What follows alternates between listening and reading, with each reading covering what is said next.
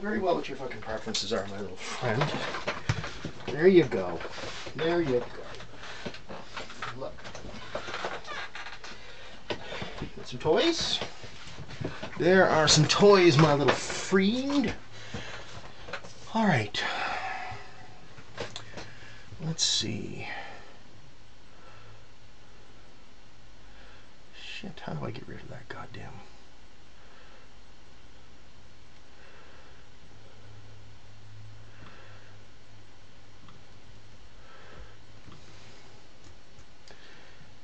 Okay. Chat.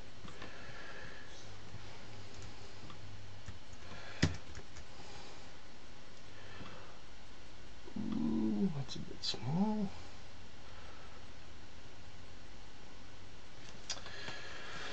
Not seeing anything. What's the deal here?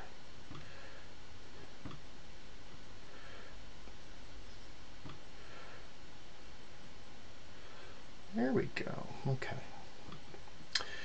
Width, let's say 700. That's looking a little better, eh?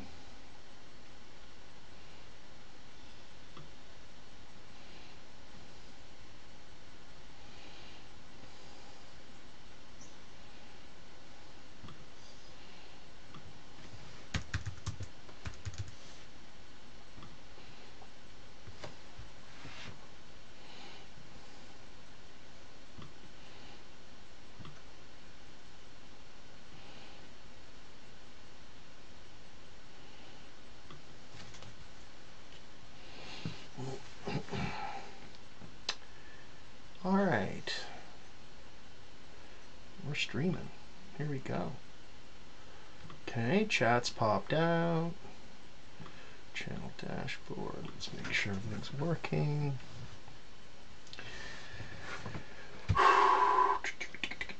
Brainstorming conference. Oh, it's titled wrong too.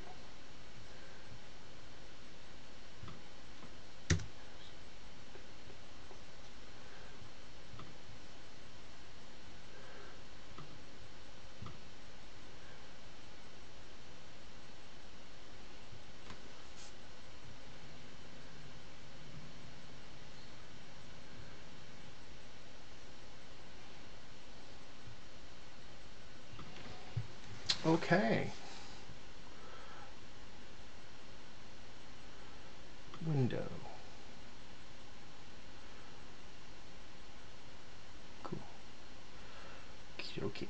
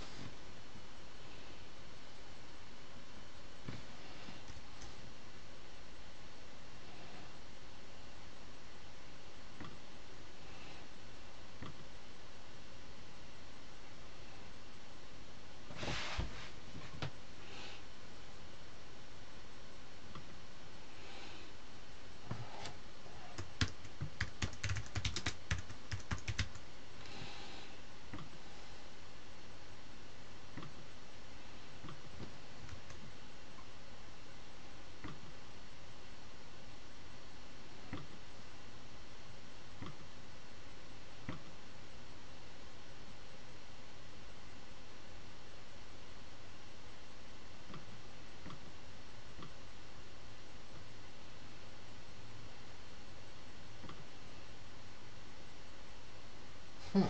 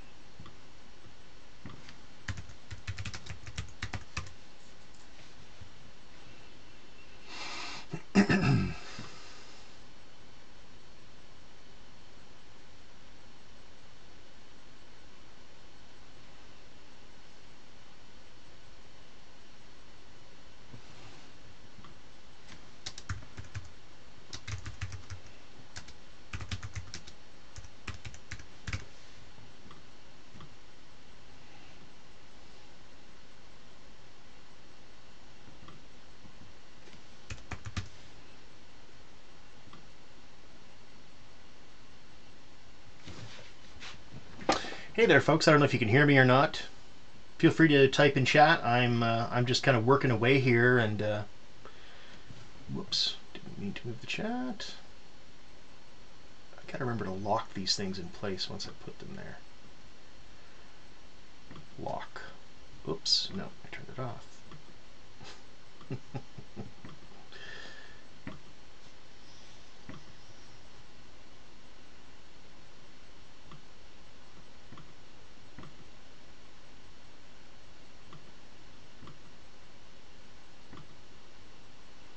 There we go, we'll lock it up. Hey Mitch, can you hear me? Actually, I don't even need my headset on because I've got no sound here. I can just talk to you guys. Yep, it's alive.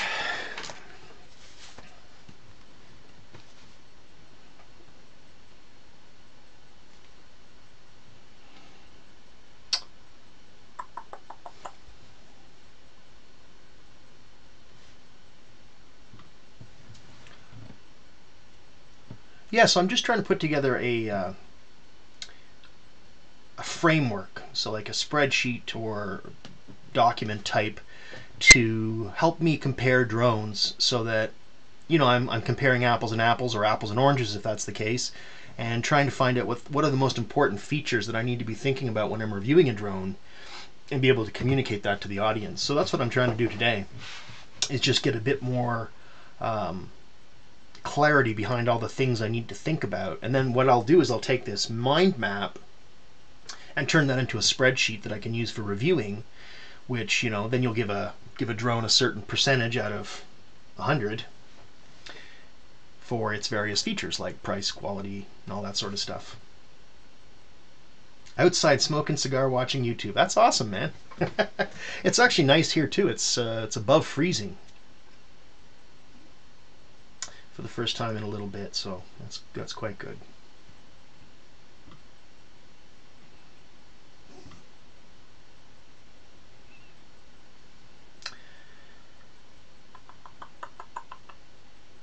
So you feel free to chime in anytime you like, Mitch. I'll zoom out so people can see the whole framework I'm trying to put together. Actually, I have 4 people watching. Wow. Hello, you 3 other people. Glad you're here.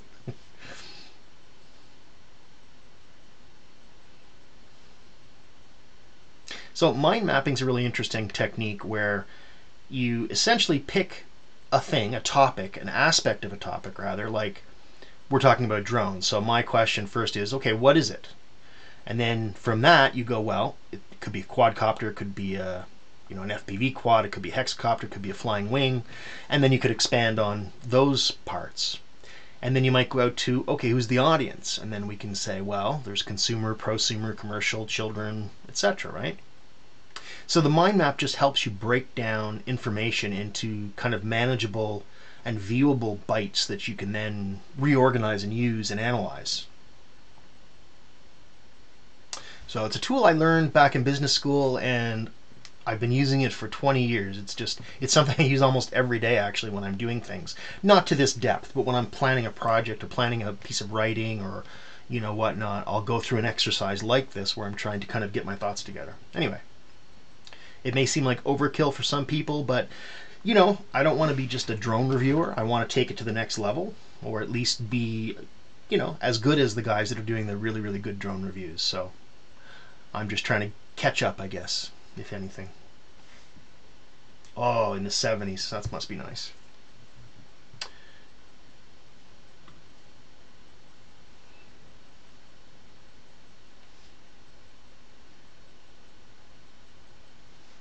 So the big question for me is always the why. What does it bring to the table? Why do you buy a particular drone? What's the compelling reason? You know, for some it's speed, for some it's maneuverability, for others it's range, for some it's a good camera.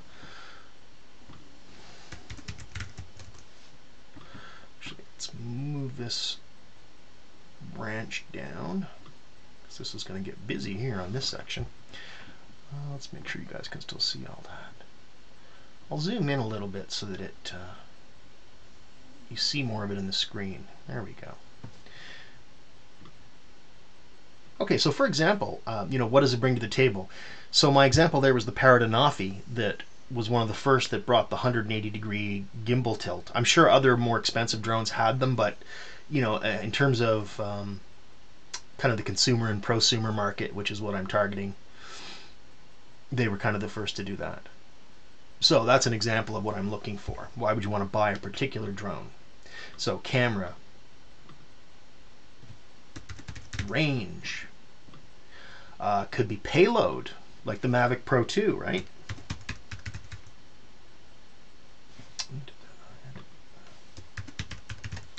Payloads.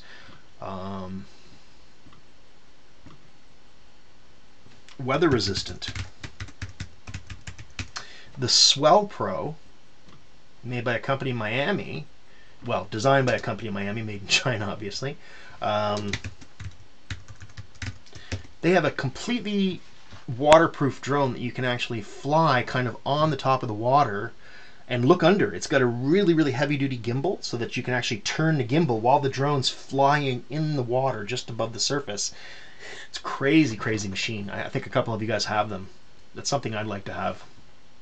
Especially up here where I am in Ontario, there are lakes everywhere. So I pretty much fly around water all the time, and it's that's something that would be really useful.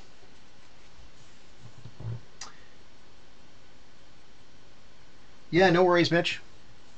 I just figured this is something I'm going to do anyway. I just figured I'd live stream it just for the, just for kicks. Why not?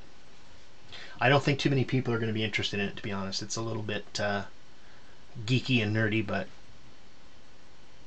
it's definitely up my alley. Okay, so range, camera, payloads. Why else would you buy it? Well, just for fun.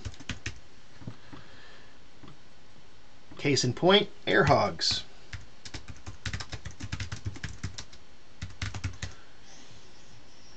Those air hog drones, I got to be honest, the two I've tested are pretty crappy, but I love them because, they're Star Wars stuff.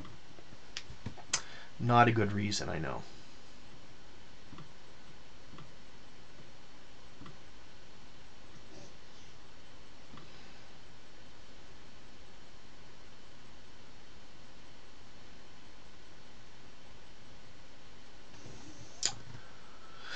Okay, so audience. So we've got obviously the consumer, the prosumer. So examples. So consumer. So DJI Spark. Okay, prosumer. I don't know if they consider the Mavic Air a prosumer drone. Let's check.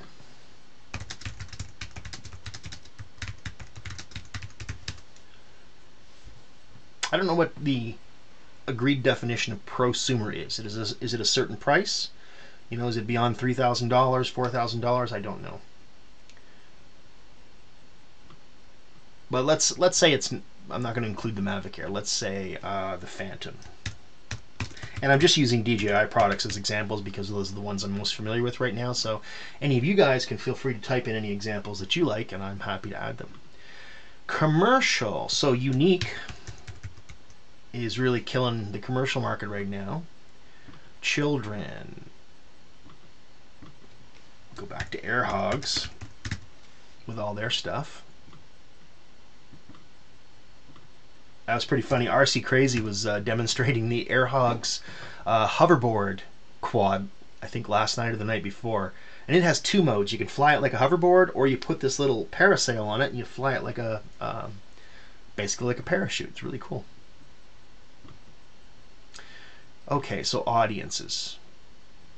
And the reason the audience is important is because you've got to understand the audience for the particular drone you're reviewing. If it's a kid's drone, then you got to realize that quality is not going to be the most important thing because they're probably going to play with it once or twice and throw it away, or at least that's the expectation the manufacturers have because that's how they build them, cheaply, right? Inexpensively and cheaply is from a quality perspective. So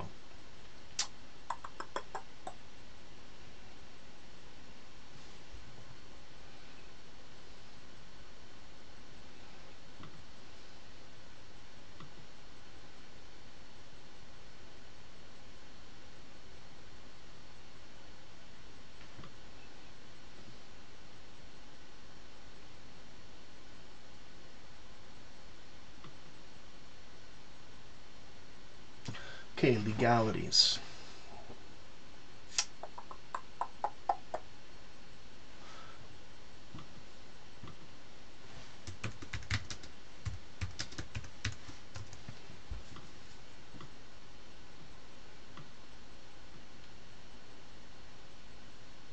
Really can't think of too much on the legal front that I'd want to cover.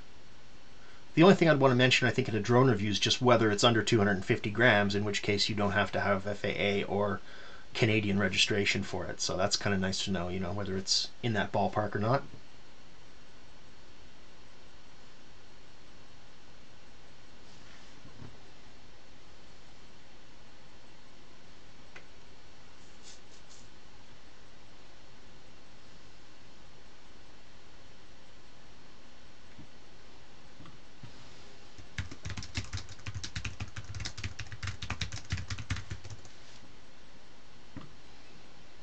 So ease of use is also important for certain kinds of drones. Obviously, in the FPV community, you're not worried about ease of use. You're worried about, performance. That's kind of the main thing, I think.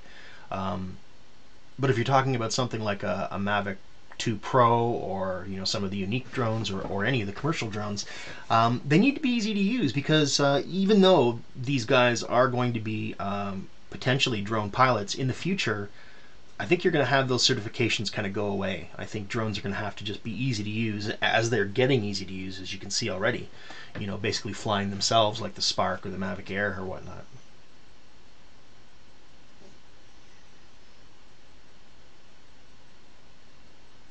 Now, manufacturing location plays a part too. Um, I'm a little concerned about stuff coming from India. I don't think I've seen much, but we're going to start seeing offloading of manufacturing from China to India. It's already happening now, because China's wages are rising as their middle class grows, and India has a burgeoning sort of, slightly skilled and well-skilled labor market. Obviously, the huge country, right, in terms of population. You don't see much made in Japan or the USA these days, just because of the cost. Unless you're talking something very specific, maybe some of the commercial drones would be put together, but then probably 90% of the parts are made out of the country anyway. We really do very little in terms of electronics or printed circuits or anything like that here in North America anymore. It's just so expensive. We do it for small projects, and we do it for time critical things, but for the majority, nope. Takes its time getting made overseas, and then takes its time on a big ship coming over to North America or wherever else it's going.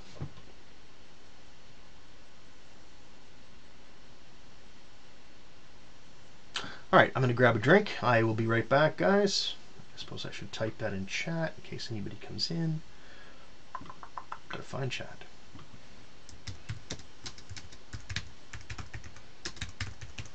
Now, see, this is when I need one of those scenes that says I'm away for a drink, but I don't have one yet. I'm new to OBS, so that's another thing I'm figuring out today. Anyway, be right back, guys.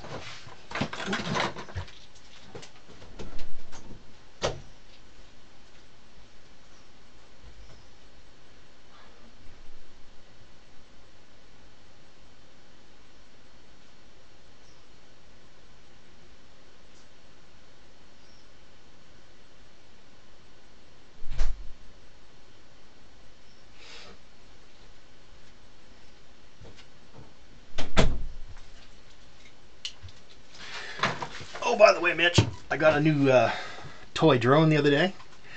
It's a little tiny baby Mavic Air. I don't know if you can see much of it. It is awfully cute, though. I really like this little thing. And man, does it scream. It's so fast. Incredible. Anyway, I'll be doing an unboxing, even though I've already taken it out. Well, I've actually filmed all that stuff. So.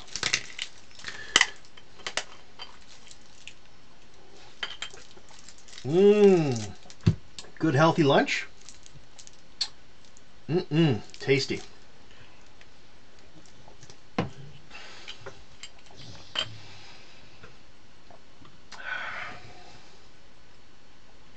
Now, another thing I noticed in doing some research on companies is that some of them in China are what they call white label companies. In North America, we call them OEMs, or original equipment manufacturers. Essentially what that means is they buy and repackage products from other companies and put their name on them. So that means they really don't have any R&D facility. They don't really have any interest in the drone community. All they're doing is just selling a box. So these are the kinds of companies I want to avoid trying to build relationships with, because it's just a waste of time. They're not invested in drones as a thing, but rather as just something to sell. So and I've run across a few of them doing some research, so that's something I need to watch out for. And how long in operation, because I mean, some of these guys, they pop in. I've been watching some documentaries on Shenzhen, which is where most of these things are made. Little trivia, it was and is the fastest growing city in history. It was a little tiny town 20 or 30 years ago, and has become this major megalopolis just, in the blink of an eye, basically, because 25 years isn't long for something the size of, like a New York City to pop up. But China gets stuff done when they want to, I'll tell you that.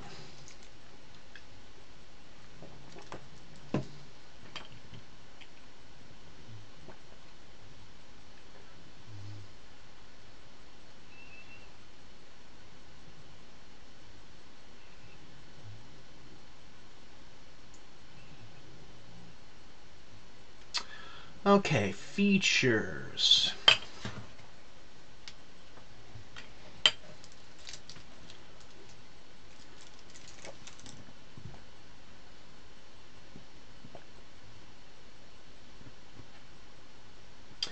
All right, well, I think I'm going to kind of wrap it up there for now. Not too many people have jumped on, and I've done all I think I want to do today. I just wanted to work on it for a little bit and figured I'd share it. So, there you go. All right, guys, so whoever's out there, I appreciate you tuning in, and I hope you found it somewhat interesting. And if not, I appreciate you sticking around and helping me get those watch hours up. I'm not too concerned about that kind of stuff, but my main goal really is to put out good content. That's really all I'm focused on. If I can monetize my channel, I definitely do want to do that, and I plan to do that. So I'm not going to say I don't want to do that. I do. I write and do artistic stuff, photography and whatnot, full time for a living. So this is my job. This is what I do, right? So how I help feed the family. So I would definitely like to do more YouTube because I really enjoy creating the videos, the music videos with the drone footage. I just love that stuff. So I hope that people enjoy that. Anyway, guys, thanks very much, and we'll see you soon.